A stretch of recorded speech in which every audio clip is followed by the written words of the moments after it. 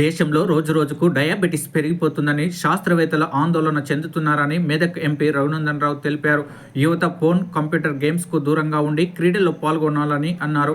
Drugs mafia school పిల్లలకు drugs అలవాటు చేస్తుందని, యువత డ్రగ్స్కు దూరంగా ఉండాలని ఎంపీ తెలిపారు. ప్రతి ఒక్కరూ వ్యాయామం చేయడం వల్ల ఒత్తిడి తగ్గి ఆరోగ్యవంతంగా ఉంటారని మెదక్ ఎంపీ రఘునందన్ రావు తెలిపారు. పోలీసులపై స్ట్రెస్ ఉంటుందని, వారు రన్నింగ్స్ చేయడం వల్ల ఆరోగ్యవంతంగా ఉంటారని ఎంపీ పేర్కొన్నారు.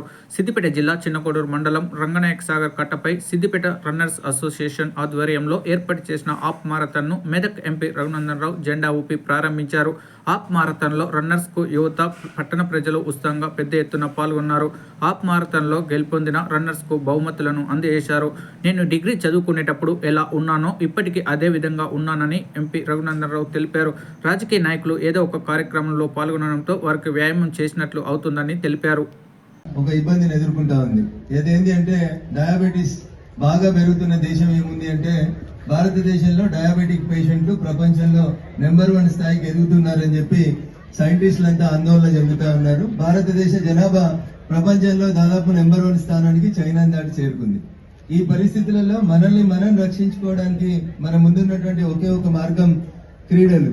ఆ క్రీడల్లో మనకు నచ్చినటువంటి క్రీడను ఎంచుకొని ఆ క్రీడలో సక్సెస్ అయ్యే రీతి లోపల మీరందరూ కూడా ముందుకు పోతే బాగుంటుంది. భావితరాలకి మార్గదర్శనంగా ఉంటే ముందుంటుంది. చాలా మంది 60 years క్రాస్ అయిన వాళ్ళు కూడా కనబడుతూ ఉన్నారు. మీకు అందరికీ కూడా ప్రత్యేకంగా అభినందనలు.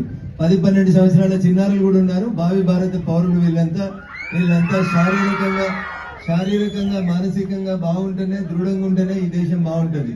What Aristotle said is sound mind in sound body అని చెప్తాడు. ఆ సౌండ్ బాడీ రావాలంటే పొద్దున్న లేసే మారథాన్ అనే చెప్పాను. What ever the sport you like, whatever the game you are interested, be in the ground for at least 1 hour so that we can make healthy India. Diabetic India ను healthy India గా మార్చాలంటే మీరు పొద్దున్నేసి అందరూ ground లో ఉండాలి.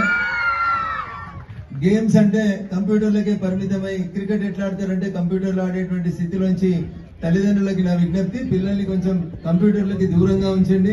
రాత్రి 12 గంటల దాకా 1 గంట దాకా మేల్కతోటి ఉంచకండి దయచేసి.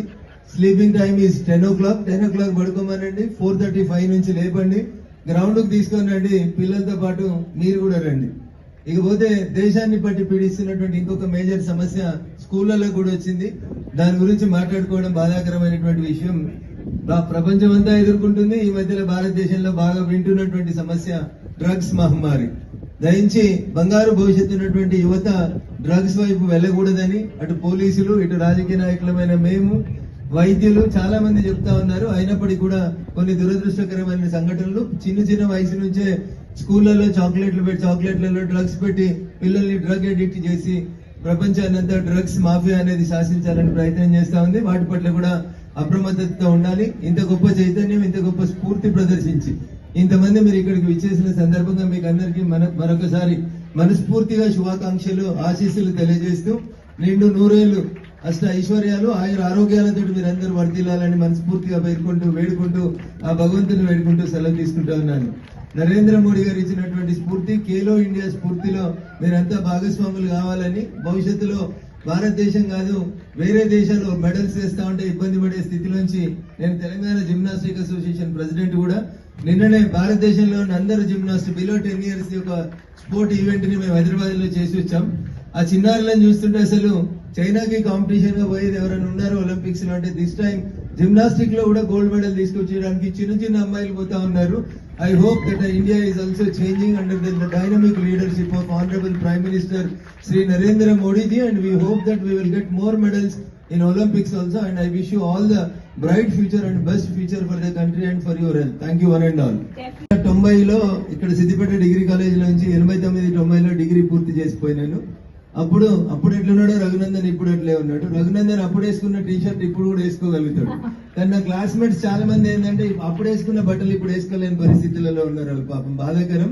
నేను అప్పుడు 75 kgs ఉండేవాడిని, ఇప్పుడు 77 kgs ఉన్నాను. సో సిన్స్ 1990 నుంచి 34 years దాకా నా వెయిట్ లో 1 కిలో కూడా చేంజ్ లేదు.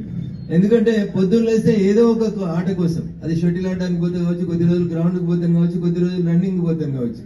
గ్రౌండ్ పోకుండా దాదాపు రఘునందన్ రావు ఉంటాడు. రాజకీయాలకు వచ్చినాక ఇక మీ ఊరికి వస్తే మీరు ఏం చేస్తారో తెలుసు కదా, ఈ కొన నుంచి ఆ కొనకు నడిపించేస్తారు. 5 kilometers అయిపోతుంది. So in one or the other way you should have some physical activity daily. That is more important.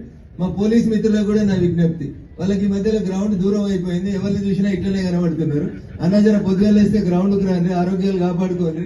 ఎందుకంటే ఈ దేశానికి సేవ చేయాల్సింది మీరే, మాకు అందరికి రక్షణ ఇవ్వాల్సింది మీరే. కాబట్టి వాళ్ళకు కూడా వర్క్ లోడ్ ఎక్కువైతుంది, స్ట్రెస్ ఎక్కువైతుంది. మీకు ఎంత పని ఉన్నా, నేను చాలా బిజీ ఉన్నా అంటారు చాలా మంది. ఏం బిజీ ఉన్నాడు అంటే మొబైల్లో బిజీ ఉంటాడు, అంతకంటే ఎక్కువ ఏమి ఉండదు.